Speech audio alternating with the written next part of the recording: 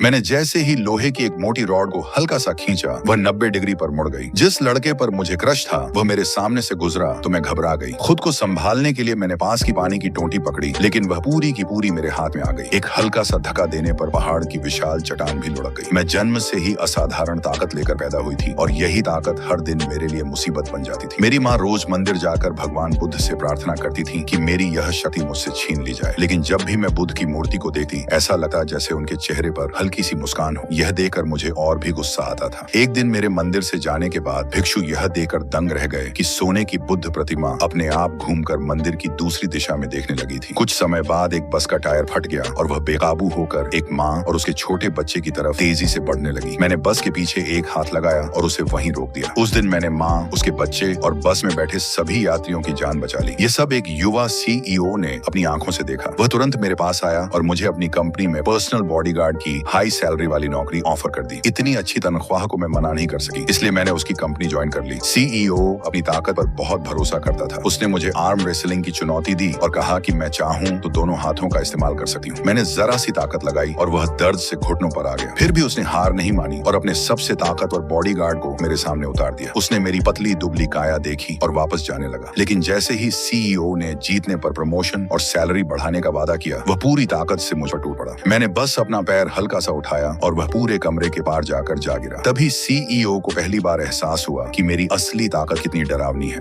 उसने फैसला किया कि वह मुझे अपनी ताकत को कंट्रोल करना सिखाएगा। उसने एक पत्थर उठाकर सही तकनीक दिखाई। मैंने उसकी नकल की, लेकिन मेरा पत्थर अलमारी को चीरता हुआ पीछे की दीवार में जा धंसा। सीईओ डर के मारे उछल पड़ा और बोला, अपनी ताकत 30% और कम करो। मैं दोबारा कोशिश करने ही वाली थी कि उसे याद आया मैं उसकी तरफ मुंह करके खड़ी हूँ। उसने तुरंत कहा, पहले दूसरी तरफ मुड़ जाओ। इस बार मैंने सिर्फ अपनी उंगली से हल्का सा झटका दिया और कमरे की सारी खिड़कियों के शीशे एक साथ टूट गए। घंटों की प्रैक्टिस और न जाने कितनी चीजें तोड़ने के बाद आखिरकार मैंने अपनी ताकत को काफी हद तक काबू करना सीख लिया। मैं इतनी खुश हुई कि उत्साह में पास रखी लकड़ी की मेज को एक ही वार में बीच से 2 टुकड़ों में काट दिया। इसके बाद असली कॉम्बैट ट्रेनिंग शुरू हुई। मेरे एक मुक्के से भारी पंचिंग बैग के चीथड़े उड़ गए। जब अभ्यास के लिए कोई सामान ही नहीं बचा तो सीईओ को खुद रिंग में उतरकर मेरे साथ मुकाबला करना पड़ा। तो बताइए, अगर आपके पास भी ऐसी जबरदस्त ताकत होती तो क्या आप उसे पाना चाहते हैं?